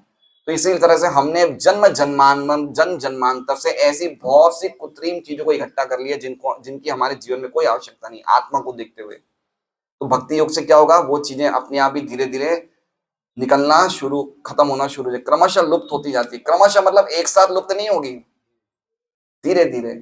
ऐसा नहीं सोचना चाहिए मैं 10 साल से भजन कर रहा हूं, मेरे जीवन में फायदा। देखिए एक बार समझिए, हम भक्ति में लगे हुए हैं तो हमें अपना टेस्ट कैसे करें, हमारे जीवन में धीरे धीरे अनर्थ चीजें कम हो रही है या नहीं हो रही। या तो अगर कम हो रही तो समझिए फायदा है, लाभ हो रहा है, भक्ति से हमें कुछ मिल रहा है। अगर बिल्कुल नहीं हो रही है, इसका मतलब क्या हो रहा है, हमारी प्रगति नहीं हो रही है। और बढ़ रही है, इसका मतलब क्या हो रहा है, हमारी दुर्गति हो रही है। कभी कभी भक्ति करने से हमारे अनर्थ बढ़ जाते हैं, इसका मतलब हम कुछ ना कुछ गड़बड़ी कर रहे हैं। इसलिए कम होए तो सही है, इतना ही रहे तो गड़बड़ है, और बढ़ जाए तो और गड़बड़ है। इसलिए कह रहे क्रमशः कम होगी, धीरे धीरे धीरे कम होगी, लेकिन होगी पक्का। हम भी देख रहे हैं ये चीज एग्जाम्पल से, धीरे धीरे कम हो रही नहीं हो रही अनर्थ निवृत्ति। भगवान के चरण कमलों का ध्यान जो प्रथम सोपान के रूप में अनर्थ निवृत्ति के द्वारा अपना प्रभाव दिखाएगा। अनर्थ निवृत्ति से हम लोग सब मुक्त हो जाएंगे धीरे धीरे। अभी मायापुर में हमें एक भक्त मिले, वो बेल्जियम में सर्विस करते थे, 4 साल सर्विस करी, 4 लाख रुपया महीना का उनका पैकेज था। तो उन्होंने सब कुछ छोड़ के मायापुर में फुल टाइम रहने लग गए, है ना। ऐसे मायापुर में होलसेल में भक्त है ना। तो कहने का मतलब कि भक्ति अच्छी तरह करे, उनकी अनर्थ निवृत्ति हो गई, फुल टाइम रह रहे हैं मायापुर में। तो कहने का मतलब कि हमारे भजन से धीरे धीरे धीरे हमारी अनासक्ति आसक्ति धीरे धीरे कम होगी, लेकिन होगी पक्का अगर हम ढंग से कर रहे हैं तो। अनर्थ का सबसे स्थूल प्रकार जो बद्ध जीव को भौतिक जगत से बांधता है वो काम वासना है। काम वासना मतलब स्त्री के संग की इच्छा। ये कैसा है, ये अनर्थ का सबसे स्थूल रूप है। 2 रूप बताएंगे, एक स्थूल एक सूक्ष्म। जो स्थूल रूप वो क्या है कि स्त्री से संग करने की इच्छा को क्या बताया है, काम वासना का सबसे स्थूल रूप। समझ रहे बात को। अब ये सब चीजें बताइए प्रभुपाद ने तात्पर्य में बड़ी खतरनाक बताई है। सुनना है नहीं सुनना है, क्या बात कर रहे हैं। अब मैं नहीं बोल रहा हूं, जो लिखा प्रभुपाद ने लिखा है। अनर्थ का सबसे स्थूल प्रकार जो बद्ध जीव को भौतिक जगत से बांधता है वो है काम वासना। और ये काम वासना धीरे धीरे विकसित होकर नर तथा नारी का मेल कराती है। नर नारी का मिलाप हो जाने पर घर बच्चे मित्र संबंधी तथा संपत्ति के जुट जाने से काम वासना और अधिक बढ़ती है। अब बता रहे हैं कैसे बढ़ रही है। स्त्री और पुरुष में आकर्षण स्वाभाविक है, जब दोनों एक दूसरे से मिलते हैं तो आकर्षण क्या हो जाता है और बढ़ जाता है। और कैसे कैसे प्रकट होता है, घर जमीन संपत्ति बच्चे। अब उसका और ज्यादा ये काम वासना और ज्यादा उसकी गहरी हो गई है, जो हमें कहाँ बांधती है, जगत में और ज्यादा बांध देती है। मतलब अनर्थ निवृत्त, प्रभुपाद ने कहा हमें अनर्थों से निवृत्त होना है, और अनर्थ निवृत्ति का सबसे जो स्ट्रॉन्ग चीज क्या है, ये काम वासना है। तो काम वासना भी सबसे स्थूल कौन सा है वो पहले बता रहे हैं। स्त्री संग करने की इच्छा वो क्या है, स्थूल काम वासना है। सूक्ष्म काम वासना भी है, वो भी प्रभुपाद बताएंगे, लेकिन समझना चाहिए कि शुरुआत कहां से होती है, स्त्री पुरुष की जो संग करने की इच्छा है। तो प्रभुपाद कहते हैं भगवत गीता के तात्पर्य में कि हमें इस भौतिक जगत में जेल में बंधा हुआ है, कैसे, सांकड़ों से। और वो सांकड़ क्या है, स्त्री पुरुष का आकर्षण। हमें लोहे की जंजीरें दिखती नहीं है, लेकिन ये अटैचमेंट पहले से है। और ये अटैचमेंट तब बढ़ता है जब विवाह में स्त्री पुरुष एक साथ जुड़ जाते हैं, तो ये अटैचमेंट और ज्यादा बढ़ जाता है। कोई ये सब सुन के अगर शादी करे ना, उनका विवाह सफल हो जाएगा। और ये सब जाने बिना जो विवाह करता है ना, वो तो गड्ढे में गए। इसलिए ये सब सुनना, भागवत पढ़ना, भागवत सुनना, सत्संग में जाना और फिर विवाह आदि करना वो सही है। ये सब सुनना बहुत जरूरी है।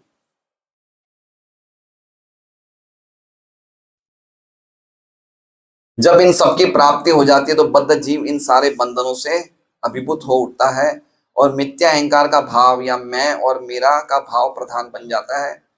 देखिए अभिभूत का मतलब समझ रहे हैं, इतना ज्यादा उस पर प्रेशर आ रहा है कि वो अब उठ ही नहीं पा रहा है। अभिभूत मतलब समझ रहे हैं, जैसे मान लीजिए कि हजूर वो गड्ढे में गिर गए, अब ये गड्ढे से निकलना चाहते हैं, लेकिन इसके ऊपर अमरा राम जी क्या डाल रहे हैं, और मिट्टी डाल रहे हैं।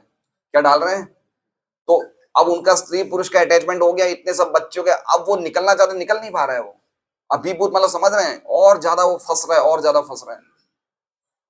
कितना स्ट्रॉन्ग अटैचमेंट है। इसलिए तो कहा जाता है कि भाई पहले से ही ब्रह्मचारी रहो, सबसे बेस्ट है ना। और मिथ्या अहंकार का भाव या मैं और मेरा का भाव प्रधान बन जाता है। ये मेरे घर है, ये मेरे बच्चे हैं, मेरी स्त्री है। और भक्ति में भी हम देखते हैं ये भाव रहता है, मेरे बच्चों को, मेरे परिवार को पहले प्रसाद मिल जाए। ठीक है, तो ये चीज कहाँ कंटिन्यू रहती है? भक्ति में भी रहती है, क्योंकि भक्ति हम गंभीरता से कर नहीं रहे, तो मैं और मेरा का भाव नहीं जा रहा है। और काम वासना विविध राजनीतिक, सामाजिक, परोपकारी तथा अन्य अवांछित कार्यकलापों से में विस्तारित। तो वही काम वासना कैसे हो जा रही है? अब राजनीति में भी हमें जाना है, समाज के काम में भी जाना है, देश के सेवा में भी जाना है। तो ये क्या है? ये वो ही काम वासना की सूक्ष्म इच्छा है। स्थूल क्या देखा था हमने? देख लिया था स्थूल, ये सूक्ष्म है। ये भी काम वासना कैसी है? ये सूक्ष्म है। ये मन से नहीं जानती है। क्या? लाभ, पूजा, प्रतिष्ठा, कि मेरा सम्मान हो, लोग मेरी इज्जत करें, मुझे कुछ लाभ मिले, ये सब चीजें क्या है? ये भी काम वासना, लेकिन क्या है? सूक्ष्म है। तो कैसे चालू हो रहा है देखिए, कितने ये अनर्थ निवृत्ति, सबसे बड़ी अनर्थ निवृत्ति ये है। मानो समुद्री लहरों पर तैरता फेन हो, जो कभी तो स्पष्ट दिखता है किंतु दूसरे ही क्षण उसी तरह लुप्त हो जाता है, जिस प्रकार आकाश से बादल लुप्त हो जाते हैं। बद्ध जीव ऐसी वस्तुओं से तथा काम वासना की वस्तुओं से घिरा रहता है, किंतु भक्ति योग से काम वासना धीरे धीरे अदृश्य। देखिए क्या लिखा है, घबराने की जरूरत नहीं है, लगे रहो। भक्ति योग से ये भी धीरे धीरे अदृश्य हो जाएगी। जैसे बता रहे हैं, समुद्र में लहरों के साथ साथ वो दिखता है हमें, फेन दिखता है, लेकिन तुरंत वो गायब हो जाती है। उसी प्रकार से हम भक्ति करते रहेंगे तो ये जो वासनाएं हमारे हृदय में आएगी, धीरे धीरे धीरे सब लुप्त हो जाएगी। बादल दिखते ना, कुछ समय के लिए बादल रहते हैं फिर चले जाते हैं, तो ऐसे ये चीजें हमारे अंदर आई है, ये सब भक्ति योग की शक्ति से सब धीरे धीरे लुप्त हो जाएगी। जिसका सारांश लाभ, स्वपूजन, प्रतिष्ठा और ख्याति इन तीन शिक्षकों से दिया गया है। सारे बद्ध जीव काम वासना के इन विविध रूपों के पीछे पागल बने रहते हैं, और मनुष्य ये स्वयं देख सकता है कि काम वासना पर आधारित ऐसी भौतिक लालसाओं से वो किस हद तक मुक्त हुआ है। ठीक है, अब ये हमें खुद को पता चलेगा कि हम कितने मुक्त हैं इन चीजों से। तो उदाहरण क्या बता रहे हैं, जिस प्रकार भोजन के हर कौर खाने से मनुष्य की भूख बुझती जाती है, उसी तरह से उसे पता चलना चाहिए कि काम वासना से किस हद तक। क्या उदाहरण दे रहे खाने का, हमने एक गस्सा खाया तो हमें क्या मिला? टेस्ट मिला, तृप्ति मिली। अभी हम कुछ स्वादिष्ट प्रसाद लेंगे, प्रीतिभूत प्रसाद लेंगे, तो हमें टेस्ट मिलेगा नहीं मिलेगा? तो एक गस्सा खाने से टेस्ट मिल रहा है, और साथ साथ में हमारी 1% भूख कम हो रही है। दूसरा गस्सा खाने से और टेस्ट मिल रहा है, और हमारी भूख और ज्यादा कम हो रही है। धीरे धीरे क्या देखेंगे, हमारा टेस्ट बंद हो जाएगा और हमारी भूख भी बंद हो जाएगी। दूसरी तरह से भक्ति करते करते देखेंगे, हमारे अभी 10% काम वासना, 100% काम वासना है, अब 90% हो गई, और भगवान में टेस्ट बढ़ गया और काम वासना में टेस्ट घट गया। फिर 90% का धीरे धीरे क्या रह जाएगी? 80, 70, और इतनी प्रोपोर्शन में हमारा भगवान से इंटरेस्ट, रुचि बढ़ जाएगी। इसलिए खाने का उदाहरण दे रही है। श्लोक भी है गीत भागवत में 11वें स्कंद में, भक्ति परेशानुभव विरक्ति। तो हमें कहीं और जाने के लिए जरूरत नहीं है, हमें किसी और को नहीं बताना हम कितने बड़े भक्त बन गए हैं। ये सबसे बड़ा ये सिम्टम है काम वासना, है ना। ये सबसे बड़ा सिम्टम है, और किसी को बताना नहीं है कि मैं ये हूं, मैं ये हूं, कहीं नहीं। आप खुद देख सकते हो कि आप इस चीज से कितने मुक्त हो गए हो या नहीं हो गए हो। लेकिन लगे रहो। है, हम लोग कितने जन्मों से करते आ रहे हैं भाई, कितने जन्मांतर से लगते रहना है, बस लगे रहना है। 40 साल हो जाए, 50 साल हो जाए, 30 साल हो जाए, 20 साल हो जाए, 5 साल हो जाए, 10 हो जाए, इसी प्रोसेस को अपनाए रखना है। भक्ति योग की प्रक्रिया से काम वासना अपने विविध रूपों सहित घटती जाती है, क्योंकि भक्ति योग से भगवत कृपा से स्वतः ज्ञान तथा वैराग्य उत्पन्न होता है। भले ही भौतिक दृष्टि से ठीक से शिक्षित ना भी हो तो भी, समझ रहे हैं, कोई व्यक्ति पढ़ा लिखा ना हो लेकिन वो भक्ति करता रहेगा ना, तो उसमें ज्ञान और वैराग्य जरूरी नहीं कोई बहुत बड़ा शिक्षित हो तो वैरागी हो जाएगा, ऐसा है? बहुत लोग शिक्षित होते तो क्या वैरागी होते हैं क्या? कोई शिक्षा से वैराग्य थोड़ी आता है, भौतिक जगत की शिक्षा से। लेकिन अगर वो शिक्षित नहीं भी हो भौतिक जगत के रूप में, लेकिन फिर भी अगर वो भक्ति में लगा रहेगा तो उसमें अपने आप ही वैराग्य आ जाएगा।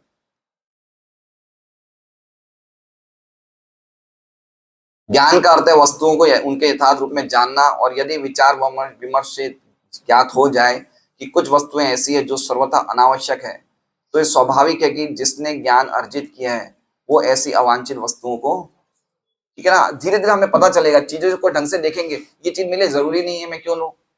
अब मान लीजिए कि सुरेश जी का एक मारुति वैगन आर में काम चल रहा है, तो मर्सिडीज क्यों नहीं है, समझ रहे हैं ना, 50 लाख की गाड़ी क्यों खरीदे।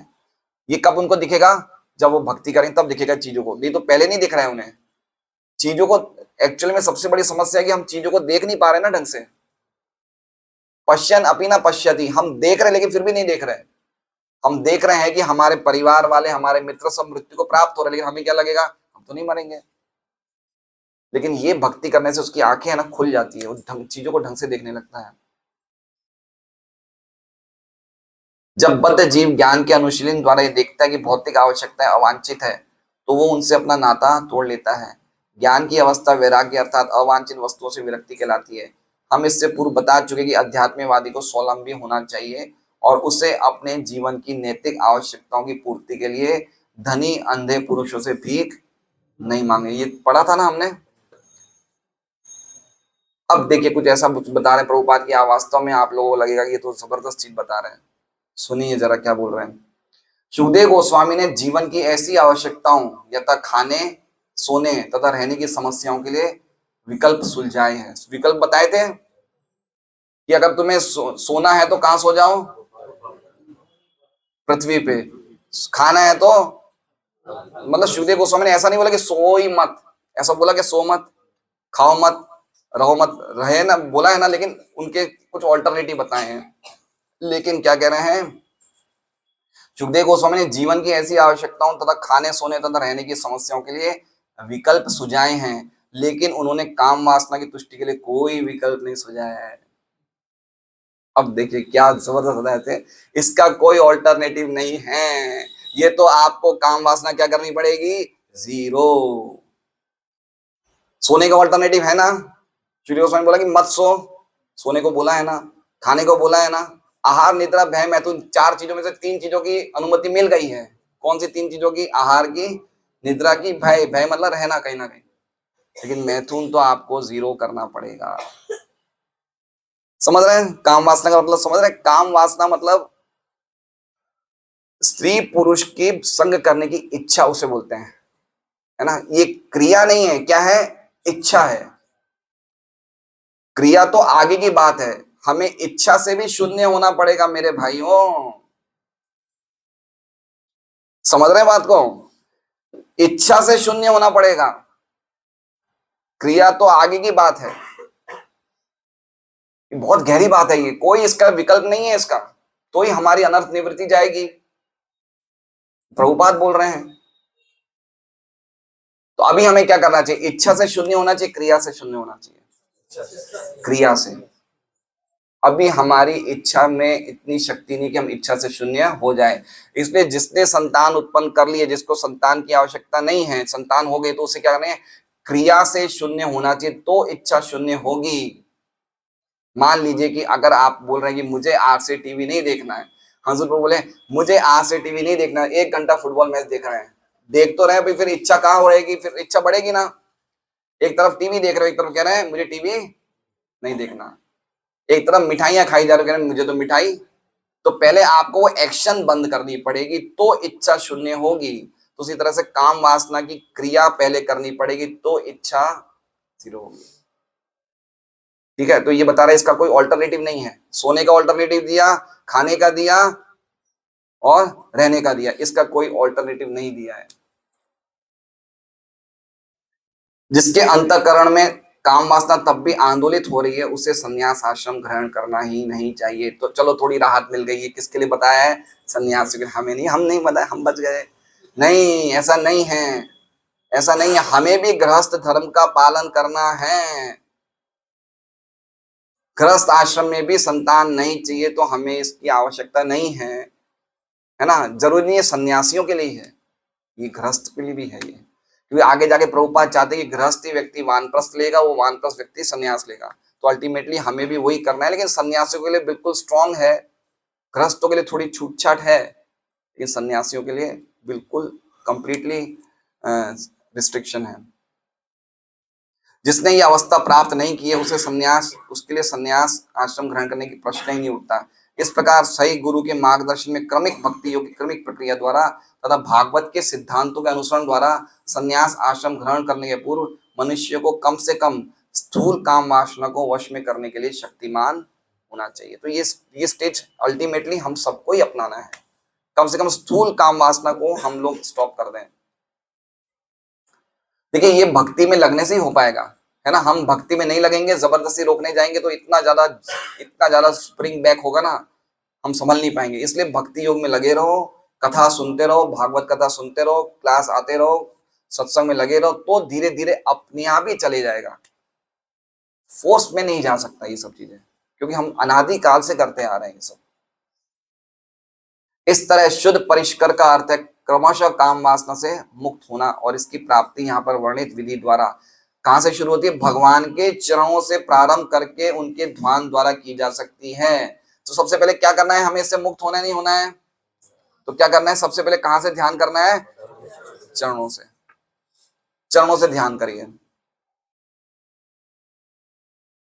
मनुष्य चाहिए पहले वो स्वयं ये देख ले कि काम वासना से वो कितना मुक्त हुआ है, तभी ऊपर उठने भगवान के ऊपरी अंगों पर ध्यान का प्रयत्न करें। पहले ऊपर नहीं देखना है, पहले कहां देखना है? चरणों पे। श्रीमद् भागवत का 10वां स्कंद भगवान का मुस्कुराता मुखमंडल है। ऐसे अनेक नौसिखी हैं जो तुरंत ही 10वां स्कंद से अध्ययन प्रारंभ करने लगते हैं, और उसमें भी विशेष रूप से वे 5 अध्याय जिनमें भगवान की रासलीला का वर्णन है, ये निश्चित ही अनुचित है। ठीक है, उसे कहा जाता है रास पंचाध्यायी। 5 अध्याय में रासलीला का वर्णन है। तो जहां पे कथाएं होती है जिसमें रासलीला ये सब बताई जाती है, ये सब चीज अनुचित है। ये सब भागवत में नहीं जाना चाहिए, जहां पे इस तरह से जंप कराया जा रहा है। एक दिन प्रहलाद संवाद, एक दिन कपिल देवहूति संवाद, 5वें दिन रासलीला, ऐसे नहीं हो सका। भागवत को स्टेप बाय स्टेप पढ़ना चाहिए। पहले 9 स्कंद पढ़ने चाहिए, उसके बाद भगवान का मुखमंडल क्या है? 10वां स्कंद। तो पहले नीचे से करते करते करते अध्ययन करते करते 10वां स्कंद पे आना चाहिए। पहले 9 स्कंद बिना पढ़ा 10वां स्कंद नहीं पढ़ना चाहिए। 10वें स्कंद की पढ़ने की इच्छा तो कृष्णा बुक पढ़ लो। क्या पढ़ लो? कृष्णा। प्रभुपाद ने दिए कृष्णा बुक कि मैं शायद जीवित नहीं रहूं 10वां स्कंद लिखने तक, तो मैंने कृष्णा बुक पहले लिख दी है। लेकिन 10वें स्कंद में जाना है तो पहले 9 स्कंद को ढंग से पढ़ो। भागवत के ऐसे अनुचित अध्ययन या श्रवण से भौतिक अवसरवादियों ने भागवत के नाम पर विशेष जीवन में लिप्त होकर उधम मचा रखा है। उधम मचा रहा है। भागवत को इस तरह लांछित करने का कार्य तथाकथित भक्तों के कार्यों से संपन्न हुआ है। तथाकथित भक्त है ना, जो भक्त लोग इस तरह से कथाएं करते हैं वो सही नहीं है। प्रभुपाद ने कभी भी इस तरह की कथाएं नहीं करी है। 7 दिन में इस तरह से, एक दिन ये एक दिन ये, ऐसा कभी नहीं। देख लीजिए, कोई अगर 7 दिन की कथा करनी है तो कोई एक विषय ले लीजिए, आप उस पर वर्णन कर लीजिए, लेकिन इस तरह से कथाओं को करना वो सही नहीं है। इसके पूर्व की कोई भागवत वाचन का प्रदर्शन करे उसे समस्त प्रकार की काम वासनाओं से मुक्त होना चाहिए। एक और हमारे लिए सावधानी, क्या? जो इस सीट पे बैठा है उसको क्या होना चाहिए? काम वासना से मुक्त होना चाहिए। बाप रे बाप। भागवत वाचन का प्रदर्शन करे उसे समस्त प्रकार की काम वासनाओं से मुक्त होना चाहिए। श्री विश्वनाथ चक्रवर्ती ठाकुर ने शुद्धि का अर्थ स्पष्ट रूप से काम विषयों में निर्लिप्त होना बताया है। वे कहते हैं यथा तथा धीश शुद्धति विषय लांपट्यम त्यजति तथा तथा धारेदिति चित्त शुद्धि तारतम्येनैव ध्यान तारकम यम मुक्तम। और जो ही कोई बुद्धि की शुद्धि से काम लिप्सा के नशे से मुक्त हो जाता है तब उसे ध्यान में आगे बढ़ना चाहिए। अर्थात दूसरे शब्दों में भगवान के दिव्य शरीर के विभिन्न अंगों के ध्यान को हृदय की शुद्धि के लिए शुद्धि के अनुपात से बढ़ना चाहिए। मतलब जितना हमारा हृदय का शुद्धिकरण होगा उतना हमारे ध्यान में आनंद भी आएगा और ध्यान करना भी अच्छा लगेगा।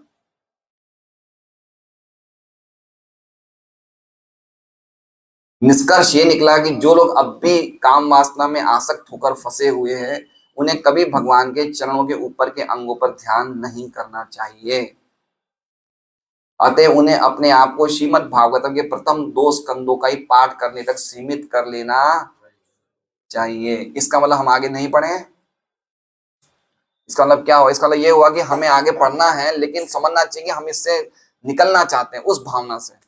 समझ रहे हैं? हाँ हाँ, इसलिए इसलिए इसलिए हमें जो भक्ति में लगे हुए हैं गंभीरता से, उनको तो पढ़ना ही चाहिए। प्रभुपाद कह रहे हैं कि जो लोगों के मन में अभी भी इच्छा है, वो इच्छा कम नहीं हो रही है, खत्म नहीं करना चाहते, उनको 2 स्कंद ही पढ़ना चाहिए। मनुष्य को पहले प्रथम 9 स्कंदों की विषय वस्तु को आत्मसात करके शुद्धि की प्रक्रिया पूरी करनी चाहिए, तब उसे श्रीमद् भागवतम के 10वें स्कंद में प्रवेश की अनुमति दी जानी चाहिए। श्रीमद् भागवतम की जय, श्रील प्रभुपाद की जय। तो बहुत हार्ड था आज का, बहुत स्ट्रॉन्ग था क्लास प्रभुपाद का तात्पर्य, लेकिन हमें समझना चाहिए कि आत्मा होने के नाते हमें इन चीजों की आवश्यकता नहीं है। और ये सब संभव होगा कैसे? अच्छी तरह हरे नाम हरे नाम हरे नाम ढंग से जप करेंगे, ढंग से कथा सुनेंगे। सुनना और कीर्तन सबसे इंपॉर्टेंट है, श्रवण और कीर्तन। जितना ज्यादा सुनेंगे, जितना ज्यादा अच्छी तरह बोलेंगे, इतना हमारा ये काम वासना से मुक्त होंगे। हरे कृष्ण। यस, इसमें जैसे परमात्मा रूप का वर्णन है, तो भगवान का जो कौस्तुभ मणि और श्रीवत्स तो भगवान ही रहते हैं, दूसरे विष्णु में भी नहीं रहते हैं। जीवात्मा में नहीं रहते हैं। वैकुंठ में भगवान उसी से पहचाने जाते हैं। हाँ, वैकुंठ में भगवान उसी के द्वारा पहचान, तो वैकुंठ तो भगवान रहेंगे ही ना।